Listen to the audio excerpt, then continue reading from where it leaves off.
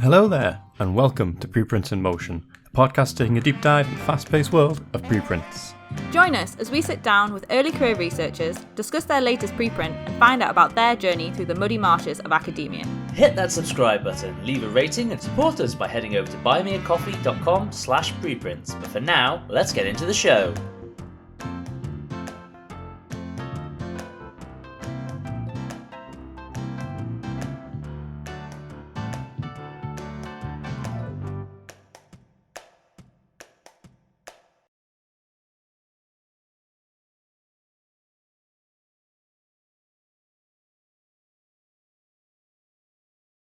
We start every episode in exactly the same place, which is asking you to introduce yourself and tell us a little bit about either what we're about to talk about or just something that excites you in the world of science at the moment. All right. My name is Théo Gervais. I was doing my PhD in Basel at the Biocentrum in the laboratory of Eric van Nimwegen. And that's where we did most of the work on this preprint that we'll be talking about today. And I did subsequently a postdoc where we worked a bit further, during which we put the preprint online actually. And I'm currently unemployed, still sort of working around a bit of project and also like grant applications and finding, let's say, another postdoc and moving forward with that. So this is what takes most of my time at the moment. Regarding science, I think I'm working in biology mostly, computational biology. And what I'm excited about at the moment, I guess, are sort of quantitative aspects of biology, how to approach these kind of problems. So the method is something that I find very interesting. But also, I think one thing that I have a particular attract for at the moment is sort of like these kind of passive mechanisms that evolution might have capitalized upon, that are sort of things, constraints that are naturally occurring and that basically we had under our eyes the whole time and without really noticing that they might play a big effect, and that actually do. So that's something that it's a bit vague, but we did one paper, for example, where we checked the effect of growth on gene regulatory network, and basically when bacteria are growing, they're diluting their intracellular content, and this we show has sort of like sets the sensitivity of gene regulatory network, which basically is allowing bacteria to start becoming sensitive to external signal when they slow down, which means if they're not doing too good, they start opening their ears to what's around them, and if they are doing well, they keep on rushing in the same direction they are going. And I find this kind of mechanism sort of very charming somehow. And so, that's what I like about using things like E. coli, because often when you do SciComm stuff, people ask you why you study something basic like E. coli or Dicty, single-cell organisms, or my PhD was on fruit flies, so I did a lot of time justifying researching flies, which I don't do in the best way if people actually talk to me when I'm in a pub. I just make fun of all the useless skills I got from it. But the really interesting thing is it's that evolutionary conserved stuff that is, as you said, right under our nose, and we're not even aware of how cool and amazing it all is. And like, we're solving problems now that evolution solved a very, very long time ago. We're only just discovering them. And it feels like working with E. coli is allowing to decipher some of these mechanisms that might also play a role in sort of, let's say, more complex organisms. Like, for example, this growth-coupled sensitivity, so this dependency of gene regulatory sensitivity to growth might happen as well in sort of eukaryotic cells and so on. I mean, it's of course much harder to demonstrate it, but it's sort of bound to happen because this is just an effect due to dilution of intracellular compounds. So, how important it is hard to address, but I find this fascinating about macrobiology that we can also learn. That's the important part of discovery-based research. You never know how important or unimportant it will be, but really important to fund, if anyone in America is listening. or waste time funding autism studies. What a mess. Anyway. Yeah, it is. Yeah. Welcome to the very well populated In Between Academic Jobs Club as well. That is, I'm glad we got that up front, because whenever we have people on who, because we have a lot of early career researchers on, quite often we have people who are currently looking for their next job. And I don't know how good of a reach we have, but I like to try and highlight that people are looking for jobs, and they're wonderful because they come and talk to people like us. So that's good to get that up front as well. And it's a big space at the moment. Lots of people currently hunting for jobs. Yes, it's an interesting quest, but I think it's also nice at some point when it ends somehow. I mean, it's sort of it forces also to, I guess, like after my PhD, it's also like it has something good in the sense it forces you to broaden your horizon and wonder really what you're interested in, what you're ready to go for. But whereas like before that, you're like basically on one subject, and it's quite hard to take the distance to wonder like what else could be interesting for me. But of course, it's also somewhat precarious and uncertain. Yeah. So we're going to be talking a lot about bacterial growth, and just for those people who either did not like microbiology or who studied it maybe 10 plus years ago, could you just give us a quick overview of the growth phases of bacteria? Because it's a fairly well categorized thing. I'm thinking of that little, I'm doing people can't see my finger, tracing a graph, but there's a very nice clear graph of bacterial growth. So could you just break that down for us in word form, as if this is a podcast? Yes, absolutely.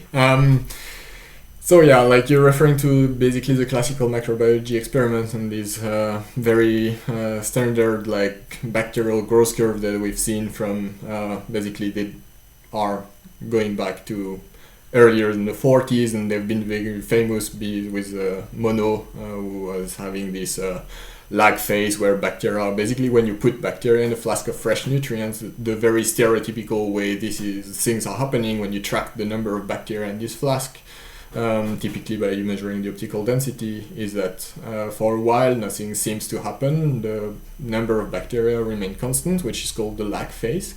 It's typically thought that during this time bacteria are basically sort of waking up from basically being starved, so they need some time to sort of collect enough nutrients to restart expressing the genes required for growth. And once this point is reached, they will start growing exponentially, which is the exponential phase. And this will happen until bacteria exhaust their nutrients and then will stop growing, which corresponds to the so-called stationary phase. If we leave them long enough in stationary phase, they will then start dying. So those are like the typical phase, or like best phase. And so I would say the only phase that is very well characterized is really the exponential phase. And that's actually also what's been vastly studied, and where most of our understanding of gene expression in bacteria and how bacteria set their phenotype is really coming from this exponential phase. And there are various reasons for that. Well, first of all, they're very convenient, right? Bacteria in exponential phase, like it's rapid. You can really sort of like do your overnight cultures and catch them in the morning, regrow them in exponential phase, and after a couple of divisions, you expect them to be more or less in an homogeneous state. It's convenient as well because like all quantities are stable, like the concentrations of different proteins and so on are expected to be stable and across the population. And you can easily compare different conditions by measuring sort of like very well-defined parameters such as growth rate that is easy to measure. And yeah, exponential phase is sort of like really quite reproducible. For the rest of the phases, if this picture is starting to be a bit less well-defined, this cartoon that you imaginarily drawn, basically, so lag phase, we don't really know what's happening there. It's not always the same duration. We don't know sort of are bacteria all dormant and all starting to regrow at the same time? Is there a subfraction that starts regrowing before the others? Same for the stationary phase. This is not really clear. for many reasons. Like it's not clear what prevents the same. I mean, for a long time. For in many cases, we don't know whether all bacteria are sort of like arrested or whether part is growing while part is dying, and this compensates and looks like they are not increasing in number. And it's not clear what stops the growth exactly. Like, is it that amino acids are running out, or carbon source, or other compounds that are necessary, or many at the same time, or even some current sensing factors or things like that. I mean, this basically has been largely understudied. And the same for the death phase. It's often thought to be sort of like exponential, but in practice, everything can happen. You can find very sort of like plateauing, then dying a bit, then plateauing again, or very clean death curves, depending on the condition, the strains, and so on. So yeah. But typically, sort of the when we talk about growth phases in bacteria, these are sort of like the sort of lag, exponential, stationary, and death phase are the typical phase that we're talking about. So could you talk a little bit about what you've done in this preprint? Because you're starving bacteria, which is sounds mean. It is, but so we actually believe that that they are exposed to that in the wild quite often, so it might not be so much of an exception for them. So maybe it's actually sort of their rest state. So maybe it's not so mean. Basically, it's like one can easily understand why this has to be true, right? Like that if bacteria were keeping growing exponentially all the time, I don't remember exactly what's the number, but within a couple of days, like the mass of bacteria will exceed that of the Earth, so it's obviously not possible. And so they have to sort of stop growing at some point, and one could sort of like imagine that they die as quickly as they grow. But we also know that they are able to sort of like maintain themselves for a while, and we actually can think of the fact that bacteria have to, because the mass of bacteria on Earth is constant, they have to sort of like grow as much as die overall, and which means that the selective pressure for surviving death, which is sort of like one very present danger for them in starvation, must be as important as the selective pressure for growing fast. And so far, as I said, right, most of bacteria have been like studied while growing, and we know now sort of like for a long time that ecologically it's very relevant to understand what's happening when they're starving, because this is likely to happen all the time and have shaped their evolutionary history quite a lot. In addition, it's clinically very relevant because bacteria in stationary phase or in starvation are actually more resistant to antibiotics, phages, detergent, all kinds of things. It's actually quite impressive. They sort of like have a phenotype that is allowing them to resist most of the stresses much better than when they are growing exponentially.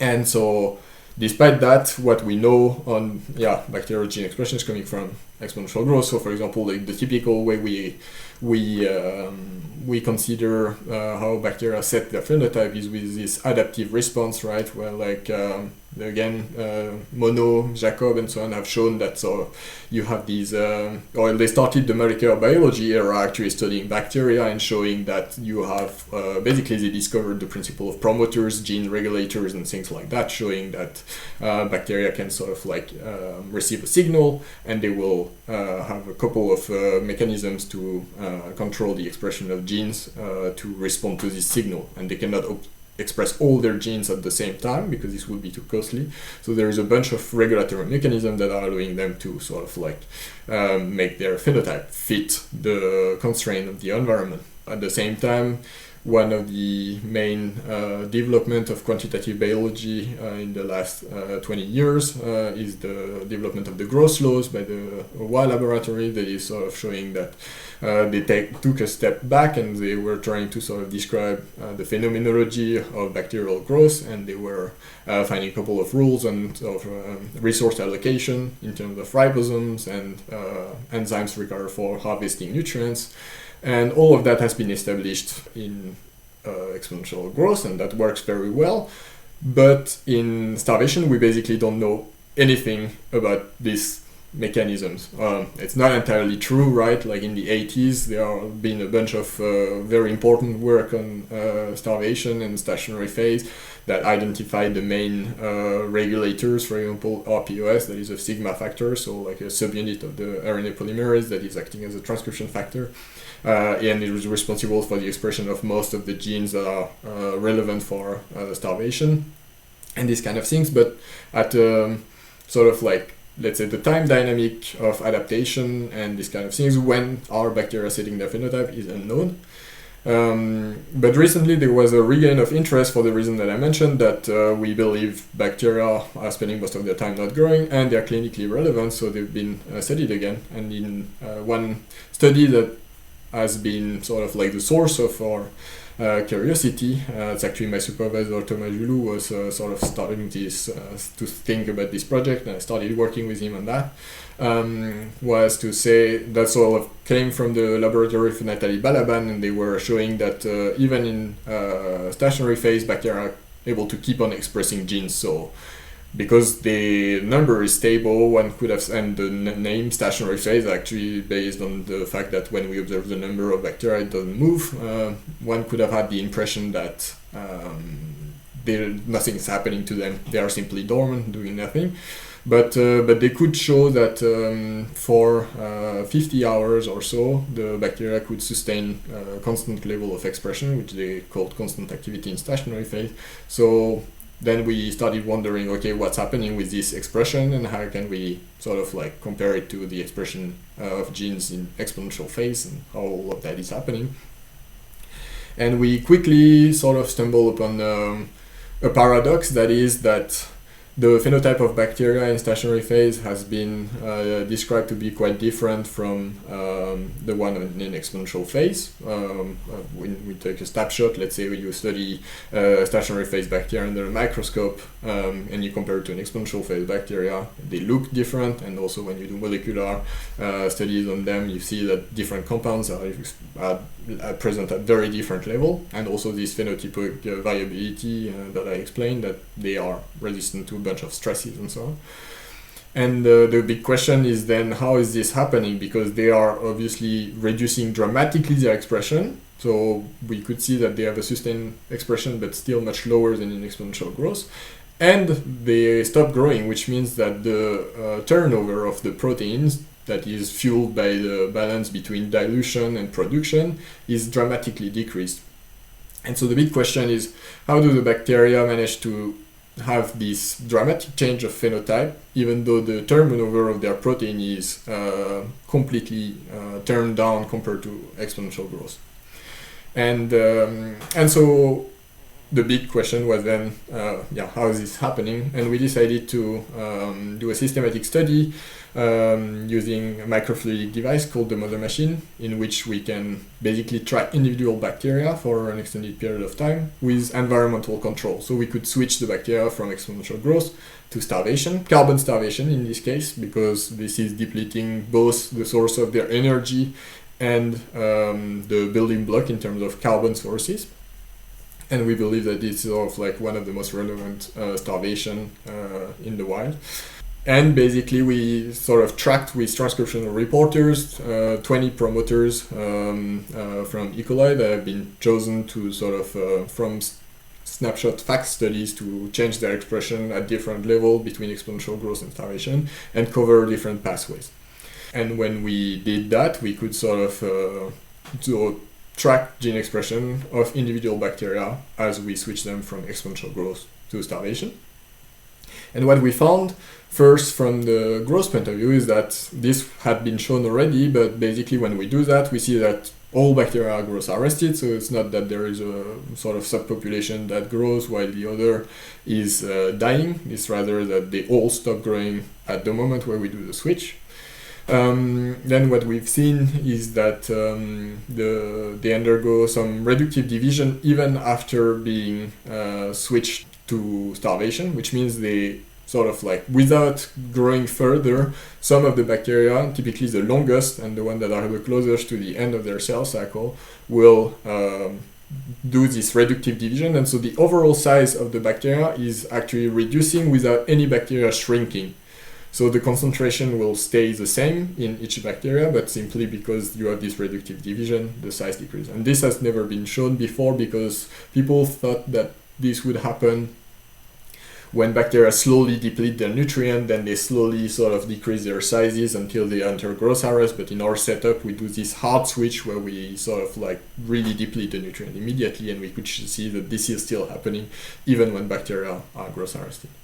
So these were sort of like unexpected, or like, let's say, half expected observations that were coming out of the box, and they were really nice. But then the most sort of fascinating aspects were really on gene expression, because we could find that that we have different classes of, among these 20 promoters, we could see different behaviors. So we had a couple of promoters, for example, ribosomal and fast growth associated promoter, that would shut down their expression immediately at the entry into starvation.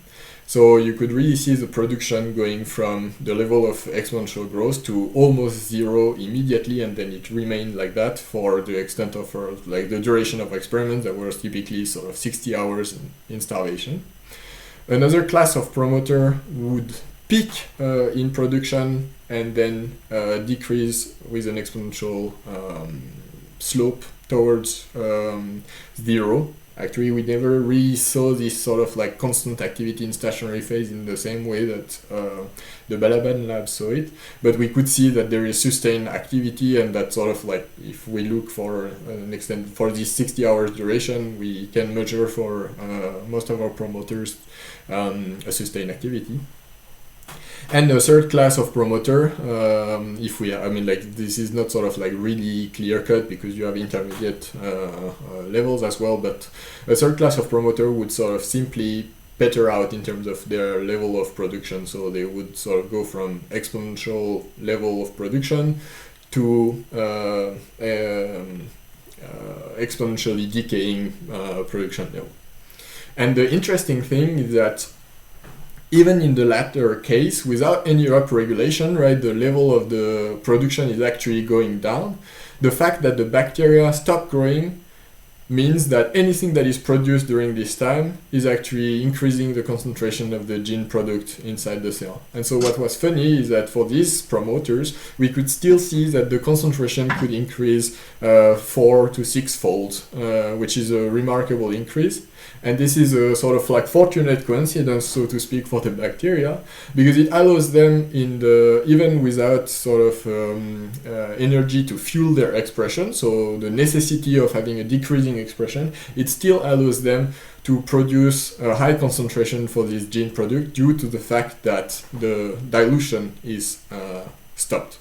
And so this is sort of suggesting that the evolution might have sort of like set the level. Basically, the key for the bacteria at this moment is to try to make the most out of the remaining energy inside the cell, right? And so we believe, even though this is sort of like speculative, that the rate at which these different promoter is decreasing has been somewhat sort of must have been under selective pressure, because this is really gonna set the final level of the concentration. And so basically evolution is harnessing the opportunity of saying, well, we have like limited energy, but because the bacteria is not growing anymore due to the absence of this energy, we can still increase the concentration of certain gene products to a pretty high level. So this sort of solves a bit the paradox between sort of this turnover and the sort of like the lower turnover due to absence of dilution and decrease of the production, by saying, okay, we can at least increase the concentration quite a lot. Another aspect that is important with measure is that like we could measure using fluorescent proteins, where we sort of like do very low frequency acquisition. We could measure the degradation of these fluorescent proteins. And we have good reasons to think that this degradation of the GFP, we also measured it for M. cherry, M. venus, and M. cerulean, so all these fluorescent proteins, they get degraded more or less at the same rate, that it's an overall degradation rate inside the cell. This is going to decrease the concentration, for example, of ribosomal protein, which we could see. So all these promoters that shut down immediately, they are only affected by this degradation and not by any form of production. So their concentration will decrease to about half of the concentration. And this could be, for example, a fuel for producing the remaining necessary protein in the other categories of promoter. And for the third category of promoter, the one that peak, obviously this is just gonna set sort of like the concentration even higher. So for promoters that are particularly important or whose concentration needs to be particularly high, the cell is still able to invest enough to sort of have this initial burst of production that is gonna set the concentration at an even higher level. So we could really see that that this difference of volumic rate dynamic inside the cell at the moment when the cell enters starvation, all of that is happening when the cells are already growth arrested, are really gonna set sort of the different level of concentration based on a very low number of parameters, that is sort of how high or low the initial production is gonna go right after entering starvation, and how fast is it gonna peter out afterwards. So like basically 2 parameters plus the degradation rate. And so this is quite interesting because this really sort of set the entire concentrations inside the cell. And what we could see then is that like most of the action is happening within the first 5 to 10 hours. That is, because these sort of like early events are constituting the vast majority of the protein inside the cell later on, the phenotype of bacteria when we take it at 60 hours into starvation has mostly been set in the first 5 to 10 hours. So it's really remarkable because they set their phenotype very early on. They have a limited resource, right? They do everything they can, and then they are stuck there. And then we were thinking, okay, well, if this is true, that means that by perturbing gene expression at different time points in starvation, we should affect the phenotype. And the way to test that is by testing the resistance, for example, to an oxidative stress. That would be a sort of like a way to measure the phenotype, because it's known, as I explained, that like bacteria in starvation are resistant compared to exponentially growing bacteria to various stresses. Oxidative stress is one of them. What we could do is say, if this is true that the phenotype is set early, if we inhibit gene early on, we should see a higher sensitivity of the bacteria to oxidative stress than if we let them express for 5 hours where they set their phenotype and then expose them to an oxidative stress. And it's exactly what we see. So it was a very satisfying result. That is, if we prevent the cells from expressing their genes at the moment when they enter starvation, and we submit them 20 hours later on in starvation to an oxidative stress, they are extremely sensitive to this oxidative stress. But now if we let them express for 5 hours only, and then we inhibit their gene expression, so for 20 hours they are not able to express genes, and they were able to only express genes for 5 hours, then we get a level of tolerance to this stress that are comparable to, or that are, let's say, much higher than the one that we get if we inhibit from the start. Which means that really allowing them to express for 5 hours is really sort of allowing them to do most of the job that they need to do in terms of setting their phenotype. And this was really interesting because this is in stark contrast with what is observed in, or like the classical type of adaptive response, right? Because that's not that the bacteria now sort of react to the stress itself. I mean, they react to starvation, but they prepare for a bunch of possibilities when they set this phenotype, including oxidative stress, because like they are not initially exposed to this stress, but we know that they will still sort of like display a phenotype that is allowing them to actually respond to this stress. And this is made in prevention of things that will happen later, so to speak. So it's an anticipatory response in a way. I think you've just addressed every question Sonia wrote beforehand, which is great because now I don't need to feel bad about going off script. Right. So, for the non-genetics folks, could you just give an overview of what a promoter is, what they do, and also talk about how this relates to the gene expression and profiles that you ended up analysing in this preprint?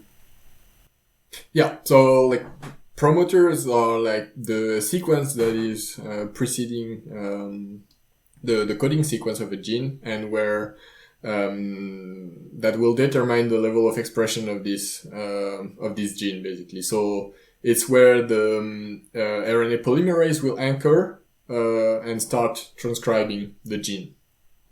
And the RNA polymerase will anchor more or less favorably, depending on the presence of so-called transcription factors that can bind on the promoter.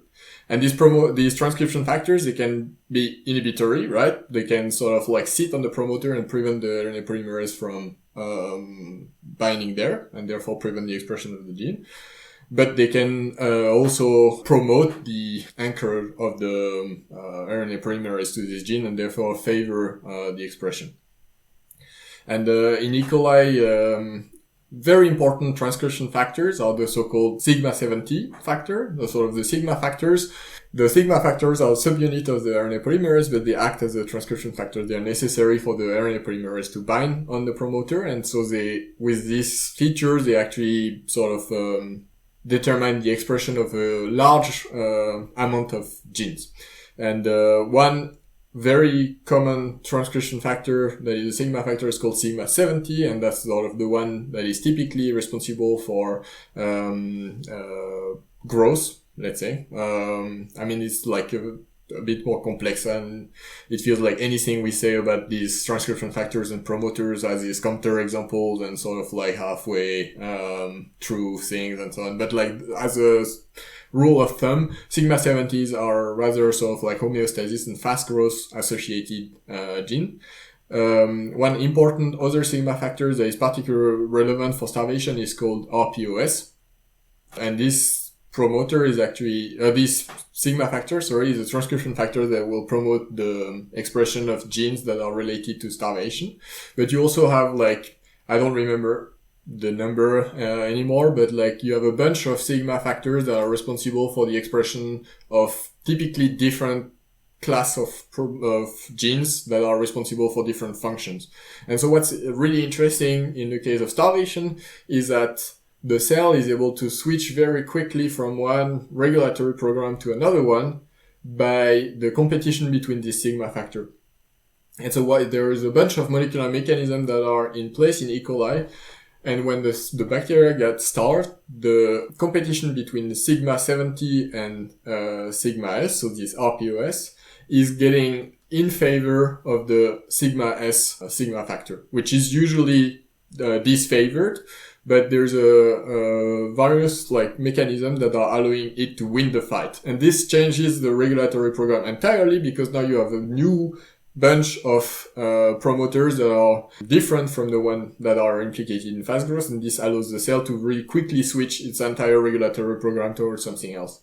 And we believe that like this is particularly relevant in our case, because the promoters that are peaking that I was describing are typically the ones that are controlled by sigma S, and so they are the sort of like promoters that are gonna be sort of the most active during starvation, that are gonna like help the cell adapting its phenotype quicker to the need of starvation potential. One thing I do want to come back to is you were talking about how actually starvation is not really starvation. It's probably more what is actually happening out in the real world outside of the lab. And this is, again, it's a really interesting point, because a lot of lab work is done under conditions that are not actually very realistic. And so a lot of our understanding of biology is, it's not wrong necessarily, but it's a little bit off, I would say. I used to study hypoxia, and we kind of came across the same problem. Most cells are actually already kind of hypoxic, but very, very hypoxic in cell culture conditions. So what we think of as hypoxia might actually be, what we think of as normal cell culture might actually be hypoxic. And then hypoxia studies are kind of pushing that even further to more of an extreme. With that, how generalizable do you think it is in terms of what you found? Do you think this is something that is very common to a lot of bacterial species, or is this an E. coli thing? So it's an excellent question. Obviously, every time we use these reductive approaches, we are facing this issue, right? That we hope that we are let's say, reducing the system to be manageable, because like that we have sort of like some form of control and we can go into sort of these very detailed studies like we did. But the risk is indeed that it sort of like start not being comparable. So like one thing that we were concerned about, for example, is the fact that we switch the cell very quickly from exponential growth to starvation. And one can imagine sort of a situation where this would happen in the wild, where, for example, I don't know, there is a flood and suddenly bacteria are going sort of in a very diluted water environment. But it's hard to sort of like be sure that this is a relevant condition. And so what we decided to do for this is, for example, like basically seeding a flask of bacteria growing into stationary phase directly into the chip. So the macrophagic chip, so that we could study, so that the bacteria inside the macrophagic chip are experiencing the same slow nutrient depletion that is sort of made by the bacteria in the flask. And when we do that, we see that indeed the growth arrest is happening instead of happening within our acquisition of frequency, it happens within 1 hour or so. So it's like a substantially longer time. It's still fairly short, but on the time scale on which the gene expression changes are happening and so on, this is a long time scale, right? And what we could see is that like basically qualitatively the results are exactly the same. So we see the same promoters behaving the same way in this case. So this gives us confidence that what we observe might apply to a bunch of different sort of scenario in terms of entering starvation. It would be interesting to see sort of now if we do an even longer entry into starvation. Of course, the bacteria will start reacting before being completely starved and stuff like that. As for the comparison with other species, this is a really good question. I think that there is good reason to think that it would be the case, because bacteria are likely to sort of face starvation in many of their environments. So there must be, and phenomenon in place are similar. There are some starvation programs that are existing, and bacteria stop growing, and so the dilution will stop. And we expect that if they sort of suppress the expression of a couple of genes and keep on running some others, they will manage to set their phenotype. But of course, as we know in biology, there are exceptions for everything. So this is certainly true that there are, I'm almost convinced that there are some bacteria that are not going to behave exactly like that in the wild. But what's interesting with this kind of study is, of course, that it aims at setting some fundament for then going into higher level of complexities, right? Once we understand very well on a modern organism in a controlled environment a certain mechanism, then we can start sort of asking, now if we change a bit this complexity, this condition, we add a bit of complexity, we change the strain, how comparable it is, and so on. And I think that's the beauty of it, is that we start by sort of like controlling a very well understood system, and this gives us a very solid ground to sort of like build something bigger on top. And so that's, I guess, sort of like, I would be very excited to, given infinite time and resources, I would be definitely excited to sort of like try to explore these different layers of complexity. But yeah. Classic Viva question there. What would you do with unlimited time and resources? Yeah. For any PhD students listening. I really like that you did that sort of hard switch, but also looked at the more progressive side of it. And it was very interesting that they kind of turned out to basically be the same pathways. So one of the things I do with this podcast is to also talk about people's experience with academia. And one of the things you said I found very interesting, because my friend has a very different approach to this. It was just funny. You went climbing with your PhD supervisor. And yeah. for my friend, this is like, he loves climbing, but this is like taking his students out would be the worst thing in the world. He's very much, you must be professional and have clear boundaries, which is not my approach. So it sounds like you've had a pretty good experience of academia so far. How has your journey been? Yeah, I mean, like, if I had to do it again, I would definitely sign up for it again. I had a great time during the PhD. It was sort of very stimulating. It was a satisfying work. I had a sort of like, I mean, it's not that everything was pink and easy at all time, but I mean, I really, really enjoyed the time. I was lucky enough to have very good relations also with my supervisors, whom I sort of also scientifically respect a lot, because they put really lots of effort in doing rigorous work, and sort of and this taught me a lot and is well aligned with my conceptions and what I would aim to do. And indeed, yeah, I was, so like in our case, it was sort of like, I mean, I think my supervisor was also wondering for a while whether it's sort of like, this is a good idea, but like, I mean, like, I think it's also really good, and I think it really contributed to also our work relation, right? We managed to really always keep things well separated, but of course, makes like the trust relation and so on. Also, it necessarily impacts it in a positive way, in my opinion. So yeah, we got some pretty great mountaineering project, and my journey in academia so far has been great. I mean, I think now I'm entering the sort of like more sort of like the publishing process, and looking for a job and applying for grants and things like that, with a sort of like more, let's say, touching more about the problematic part of the system, where you can be a bit sheltered for a while in a lab, where things are like, where conditions are favorable for you to sort of like take your time and do rigorous work, and where you're supported. But of course, there is some requirements if one wants to keep on going in this way that the system has, and that are sort of like forcing a bit to go out of this sort of like ideal world, so to speak.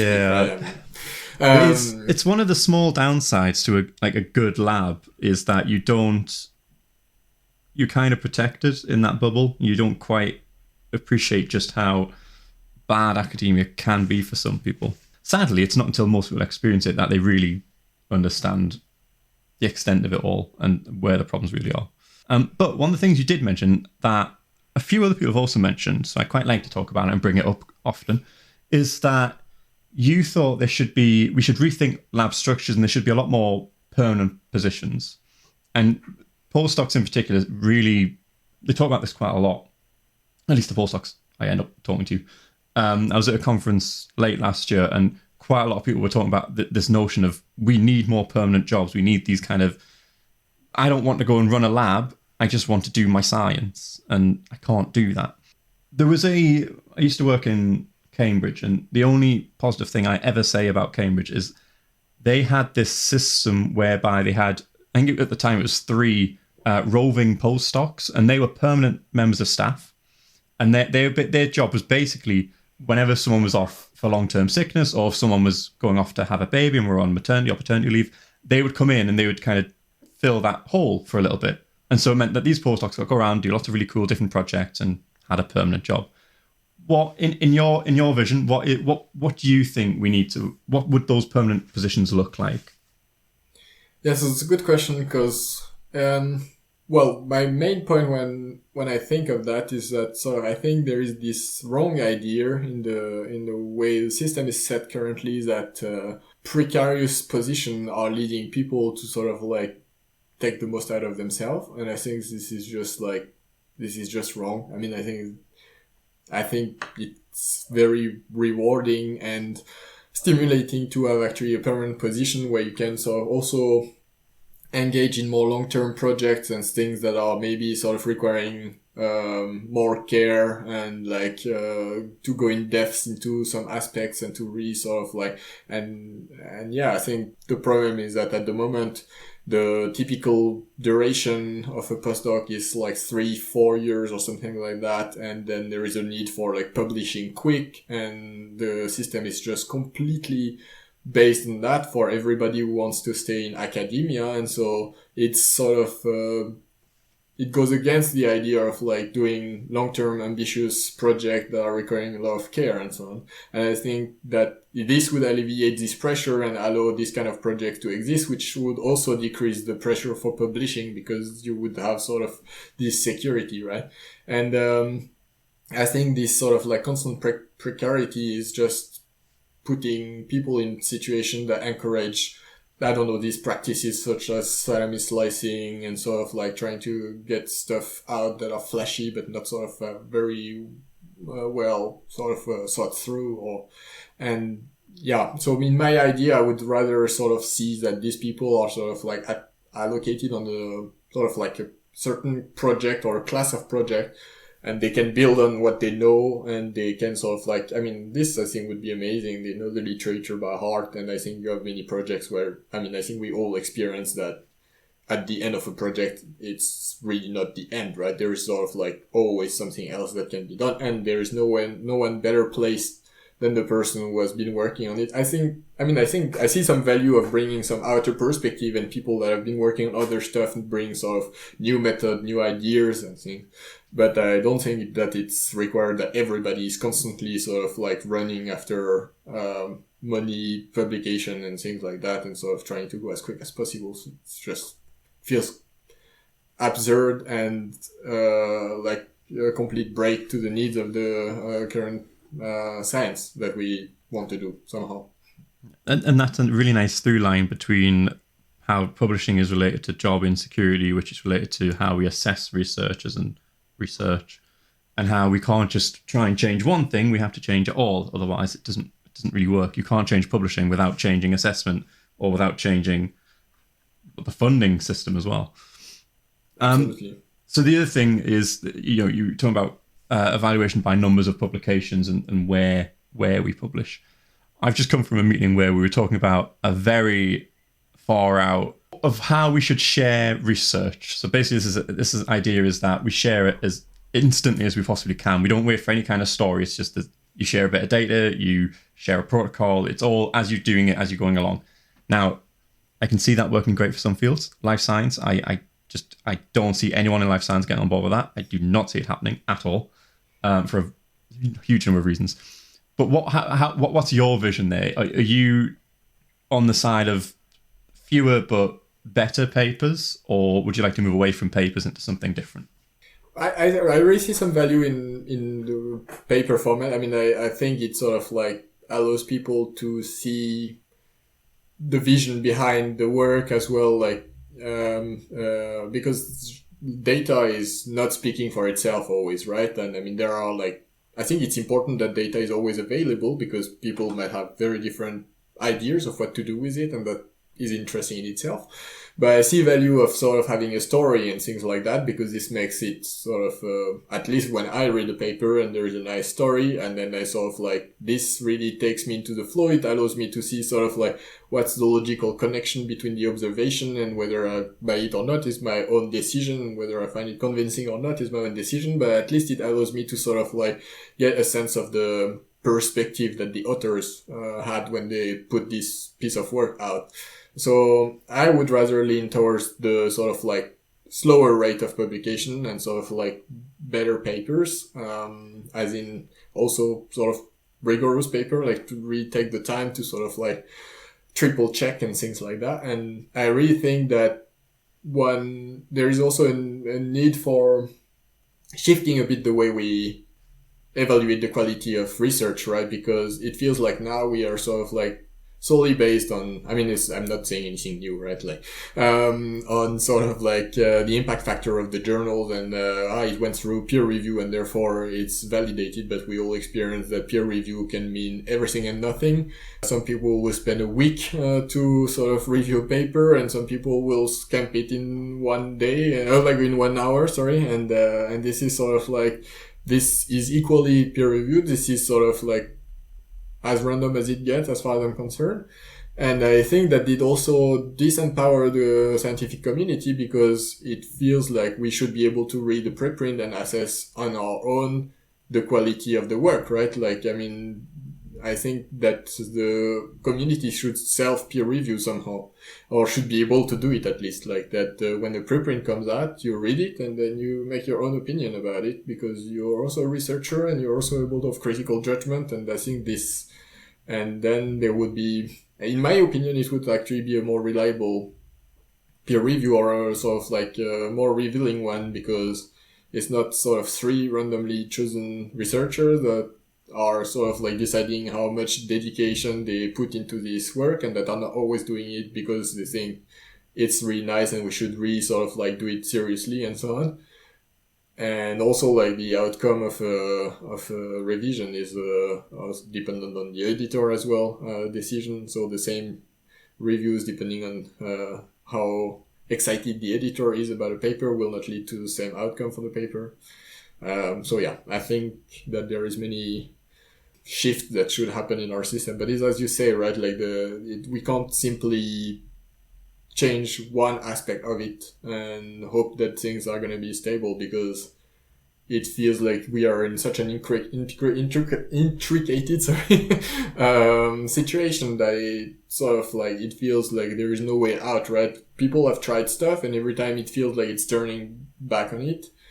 Obviously, like the journals, there are like also massive economical interests that are driving these sort of to cling on their power as much as they can, and so yeah, it's a very complex system, and it needs sort of like in-depth changes at all levels to be sort of like efficiently changed. Yeah, I was trying to explain the journal system, like the history of it, how it works, to someone who's not in academia yesterday, and that was a Sunday for people listening. On my day off, I never stop working. I don't get paid for it on a Sunday. But it took me ages. It took ages to actually explain the whole thing and sort of build up of how we've managed to get here. And I still don't understand how scientists allowed themselves to get into this kind of system, because it just makes no sense at all. But anyway, for the interest of time, I think we will close it there. Thank you very much. That was very, very, very interesting. Thank you. Yeah, I liked a lot the chat. And that's the show, folks. If you enjoyed listening, then hit that subscribe button to get the latest updates straight to wherever it is you're listening. Don't forget to rate us on Spotify. Until next time, have a good week. This podcast was produced by Rippling Ideas, turning ideas into waves.